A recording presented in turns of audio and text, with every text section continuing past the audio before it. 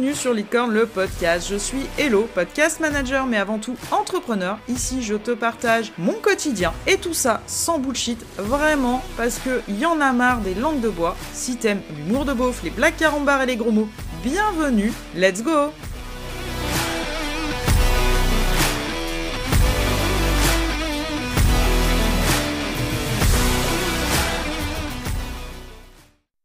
Aujourd'hui, j'avais envie de te parler, clairement à cœur ouvert, pour te dire et t'expliquer surtout le pourquoi du comment j'ai voulu faire un podcast.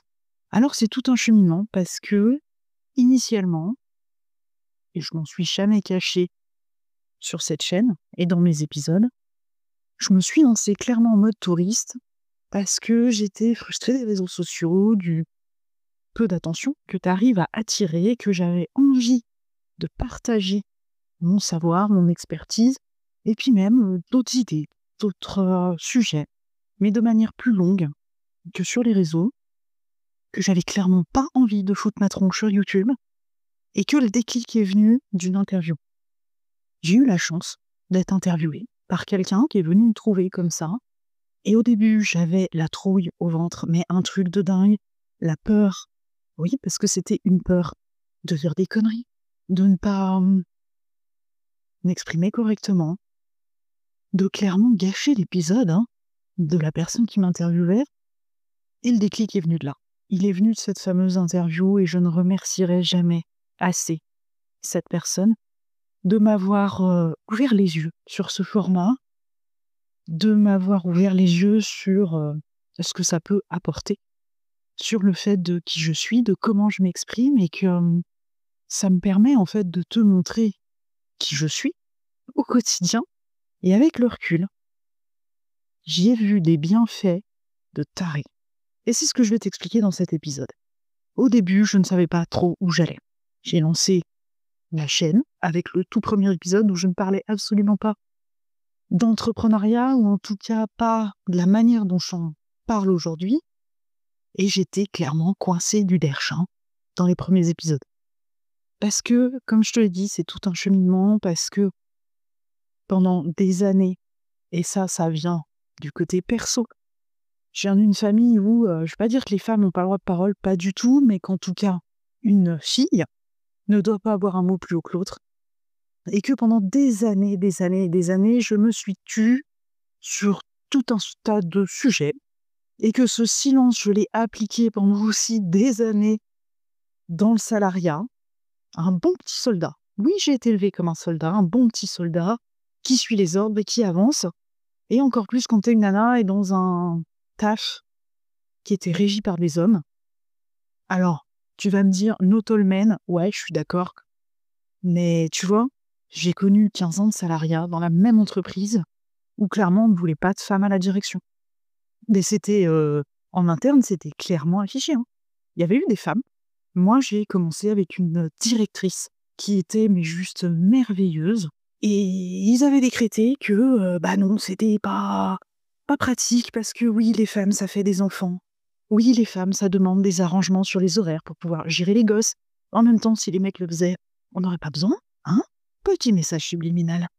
Et que pour toutes ces raisons, ils avaient préféré basculer, en fait, au fur et à mesure que les directrices s'en allaient, basculer en tout cas sur des directeurs. Et même dans le salariat, quand j'ai switché, comme je l'ai fait là avec ce podcast, j'ai switché en me disant mais j'en ai marre de fermer ma gueule, j'en ai marre, je vois plein de choses. En plus, j'étais donc manager, je suis passée assistante de direction, je faisais également partie des délégués du personnel et du comité d'entreprise. Et donc, on avait régulièrement des réunions.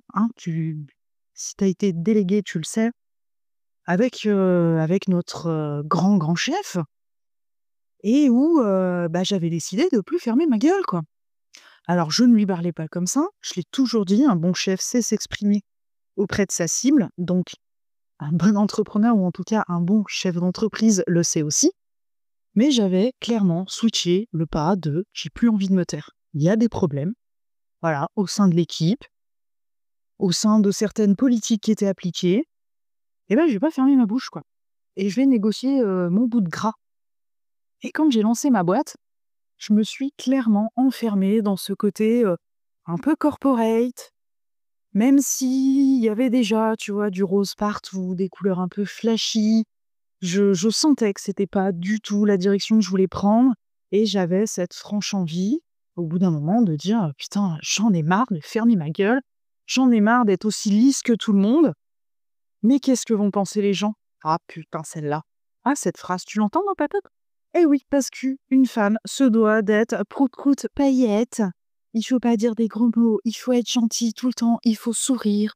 Sur les réseaux, il faut te présenter, maquiller, tout ça, et les choses sont en train de changer, les lignes bougent, et ça fait un bien de fou. Et avec le podcast, au fur et à mesure des épisodes, et quand j'ai commencé à lâcher les chevaux, eh ben, j'ai vu tout ça. J'ai vu la potentialité de ce format pour moi, en tout cas, et c'est ce que j'aime te partager ici, par le biais de mes sujets, et en tout cas de la manière dont je m'exprime, de te montrer que c'est pas parce qu'on est une nana qu'il faut fermer sa gueule, de te prouver qu'on peut parler de tout, que non, je n'ai pas 2 neurones, et que même si je ne te fais pas des exposés de science à chaque épisode, parce que j'aime pas ça, mon objectif c'est quand même de simplifier les choses et d'être comprise par la majeure partie, ou en tout cas tout le monde pour moi, de mes auditeurs et auditrices, mais que du coup je suis pas une conne quoi. Et que oui, les nanas ont le droit de s'exprimer. Et le podcast, quand j'ai switché, m'a apporté ça. Des fois je gueule, des fois je te parle très gentiment comme je le fais là, d'autres fois je dis des gros mots, d'autres fois pas, des fois je rigole, des fois je mets des blagues, les punchlines de mes grands-mères, parce que crois-moi que ça a été des super exemples pour moi de résilience, et malgré leur génération à elles, puisque elles faisaient partie l'une et l'autre des générations où la femme doit rester au foyer, à s'occuper de son mari et de ses enfants. Mais malgré leur génération respective, elles m'ont toutes les deux montré qu'une femme pouvait être forte. Elles ont chacune perdu leur mari, donc leur pilier, assez jeune, et elles ont tout assumé. Et sincèrement, je les remercie là où elles sont, puisqu'elles ne sont plus physiquement là, en tout cas, de m'avoir montré tout ça. Je peux te jurer que mes grands-mères, putain, j'en rigole d'avance parce que moi j'en parle ouvertement, mais je sais toujours que ça interpelle les gens. Je te donne 2 anecdotes, histoire que tu vois un peu les personnages. Ma grand-mère paternelle, née en 1918, un roc, une tête de con, gentille comme tout avec nous, quoique elle avait 2-3 phrases des fois, pas piquer des hannetons là, ou quand tu te les prenais dans les chicots, fallait les avaler, tu vois. Mais elle se laissait pas faire. Tu vois, elle faisait 1,50 m, pas très très grande, mais je peux te jurer que tout le quartier avait peur d'elle. C'est-à-dire que si elle ouvrait sa bouche, les gens se taisaient. C'était assez fou, mais elle avait peur de rien. Après, bon, elle a eu une vie assez particulière, hein, mais elle avait vraiment peur de rien, et ce côté très cash, ce côté même tranchant et méchant parfois, parce que oui, il avait des phrases, elle s'en rendait pas compte. Elle te disait, quand tu lui disais: «Ouais, mais c'est un petit peu dur ce que tu es en train de me dire». «Bah quoi? C'est la vérité». Vraiment, je la revois là dans ma tête pendant que je te raconte ça. Droite comme un i là, du haut de ses 1,50 m. Pour elle, en fait, tout devait être dit. Après, tu le prends comme tu veux. Ça, c'est autre chose. La pédagogie était pas trop son truc. Et mon autre grand-mère maternelle, qui m'a élevée, je t'en avais déjà parlé dans d'autres épisodes, elle m'a montré qu'une femme doit combler le manque de force physique par son intelligence. Que oui, tu n'as pas la force physique d'un homme, et ça c'est une réalité, mais que du coup tu dois être plus maligne, tu dois être plus intelligent, tu dois faire des études, tu dois avoir du répondant pour pas te laisser faire. Et que c'est pas parce que tu courbes le dos de temps en temps que derrière, t'as pas le droit de balancer un petit fiac, tu vois, pour faire comprendre aux gens que c'est trop. Et donc voilà les 2 exemples féminins avec lesquels j'ai grandi, qui m'ont inspirée. Et tu te doutes bien que moi, dans tout ça, timide comme j'étais à la base, je le suis toujours, hein, j'ai pas l'air comme ça, mais je les ai toujours admirées, quoi. Je me suis dit: «Putain, ça c'est des nanas», tu vois? Et quand je me suis retrouvée moi-même lâchée dans la nature, j'avais du mal à être comme elle pouvait être. Je me disais que la société m'imposait, et impose toujours aux femmes, de ne pas avoir, comme je te le disais, un mot plus haut que l'autre, d'être gentille, souriante, bien sympathique, bien habillée, bien maquillée, bien coiffée. Et que du coup, dans la majeure partie de la société et des gens que je pouvais rencontrer, je ne retrouvais pas de modèle comme ça. Et que moi-même, je n'arrivais pas à être comme ça parce que j'avais encore des putains de croyances limitantes et cette fameuse peur du jugement et du rejet. Parce que oui, l'humain rejette ce qui est différent. Donc si tu ne rentres pas dans le moule, c'est difficile de t'intégrer. C'est vrai. On va pas mentir là-dessus, c'est pas la peine de faire des grandes théories, c'est une réalité. Et donc avec cet exemple-là en tête et tout ce que j'ai pu vivre dans le salariat, j'ai commencé au bout d'un moment à dire « je n'aime pas qu'on me mette dans une case, je n'aime pas rentrer dans un moule ». Et je l'ai toujours su depuis gamine. D'ailleurs, ça, c'est une de mes grandes phrases. J'ai un trop gros cul pour rentrer dans les cases. Oui, oui. Et bien, avec le podcast, quand je me suis lancée, je me suis dit, j'ai envie de faire les choses différemment. Je le répète, au début, j'ai fait des épisodes très corporate. Et puis, à un moment, à force de faire sauter ces croyances, alors je ne l'ai pas fait toute seule. Je n'ai jamais caché que j'étais accompagnée et ma coach m'a poussée en ce sens. Alors, on te dit partout, il faut te différencier, il faut tout ça. C'est pour ça que dans mes épisodes, comme je te le dis, parfois je gueule un coup, parfois je suis bien gentille, parce que je suis comme ça au quotidien. Mais on m'a poussé au cul, clairement là-dessus. Et ça aussi, merci encore, parce que le podcast, pour moi, c'est un putain d'exutoire. Je te parle ici en toute liberté, je n'ai pas à me cacher de qui je suis, je n'ai pas à me fader des putains de textes et des correcteurs d'orthographe à la con, ni à te faire un joli visuel, ouais, parce que moi, je suis partisane, je vais pas dire du moindre effort, mais du less is more. Donc c'est toujours la même vignette. Et que je me sens beaucoup plus à l'aise à l'oral. Oui, pourtant, pour la fille timide que j'étais qui n'osait pas intervenir en réunion, c'est quand même une sacrée évolution, Et le podcast m'a apporté cette liberté. Et c'est en ce sens que j'ai envie aujourd'hui que toi, qui m'écoutes, parce que je sais que tu es une femme, beaucoup de femmes entrepreneurs m'écoutent. Il y a des hommes aussi qui me font des retours et je vous remercie au passage. Mais j'ai envie que toi, tu puisses t'éclater comme je le fais. J'ai envie que tu puisses être dans ton podcast, comme t'es dans la vie quotidienne, que les gens puissent savoir qui tu es vraiment, parce que c'est ce que le podcast permet. Et je vais te faire un petit retour de ce que moi, le podcast m'a apporté. Il m'a apporté des échanges d'une richesse incroyable. Moi qui adore l'humain, et d'aller un peu fouiner en profondeur chez les gens, de ressentir qui sont vraiment au fond d'eux, et par le biais de mes interviews, par le biais des rencontres que j'ai pu faire, notamment dans le cadre du podcaston, parce que oui, j'ai rencontré Laetitia pour faire l'épisode, mais j'ai aussi rencontré d'autres podcasteurs qui faisaient partie de l'aventure et qui avaient tous des super projets. Donc tu crées des connexions. Et crois-moi que le monde du podcast est beaucoup moins requin que YouTube et consorts. Donc toutes ces belles rencontres ont toujours été très importantes pour moi, de connecter avec des humains, mieux que ce que je peux le faire sur les réseaux. Et j'ai du mal. J'ai vraiment du mal sur les réseaux, même si j'en ai conscience que pour ton entreprise et pour la mienne, il faut quand même y aller, ok. Ça m'a apporté aussi une chaleur humaine incroyable avec des retours merveilleux sous mes épisodes ou en message privé sur les sujets dont je parle. Parfois des retours « j'adore » ou d'autres retours « je suis pas trop d'accord avec toi ». Et ça engage la conversation et ça, c'est génial. Et puis indirectement, ça m'a aussi rapporté des clients. Oui, la majeure partie de ma clientèle ne vient pas du podcast, mais ça m'en a apporté. Des personnes qui me suivaient, qui du coup m'ont découverte sur Insta, mon côté un peu pète ou casque, les couleurs et tout le tout team, et qui derrière en fait ont écouté mon podcast et se sont dit putain c'est avec elle que je veux bosser quoi. Et pour la confidence, ça a même apporté des clients aux personnes que j'ai accompagnées. Même combat. Leurs prospects les suivaient sur les réseaux, se disaient j'aime bien cette personne et tout, j'aime bien ce qu'elle dégage, j'aime bien ce qu'elle renvoie, et puis bam, écoute de podcast. Et là, l'énergie que tu mets dans tes épisodes, la manière dont tu t'exprimes, la façon dont tu traites tes sujets, des fois ça fait match. Et ça finit de convaincre la personne.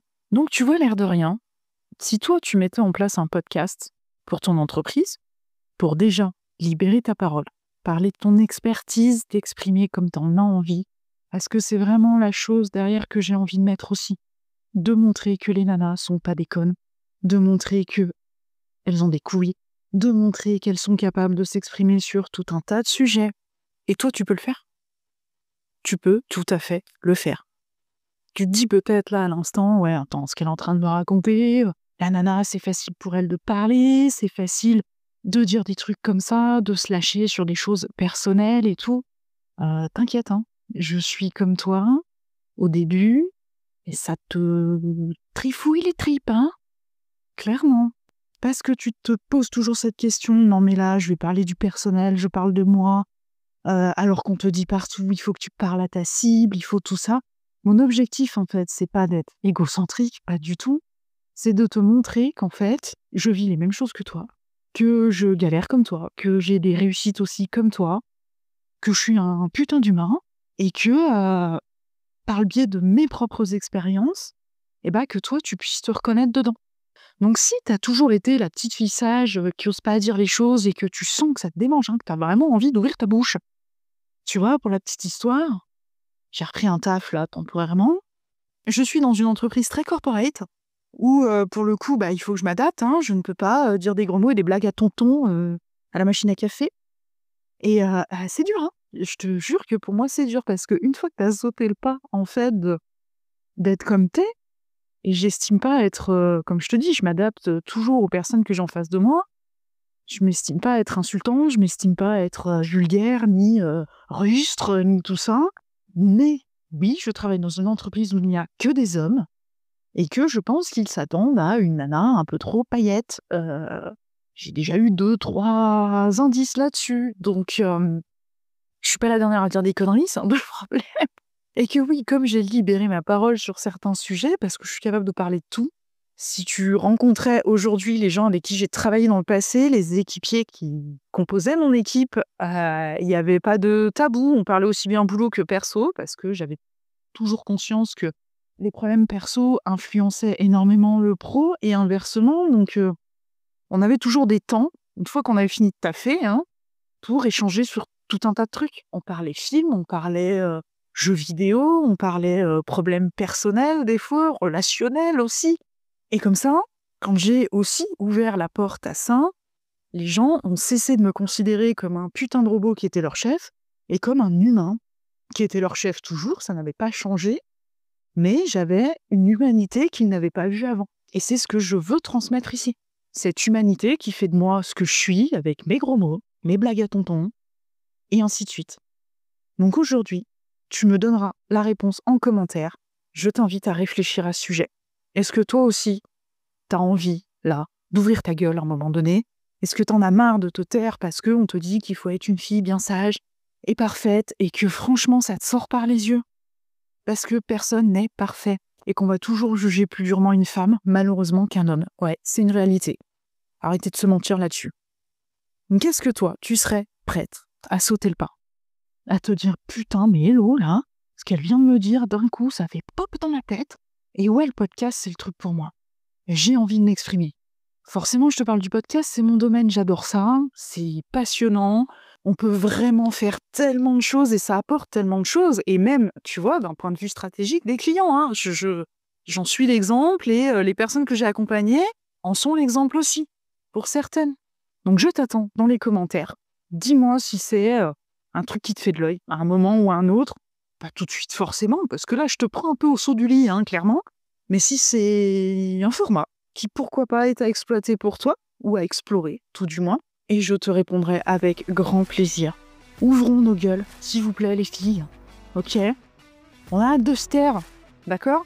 Et je te souhaite une belle journée ou une belle soirée en fonction de l'heure à laquelle tu m'écoutes. Et je te dis à la semaine pro dans le prochain épisode.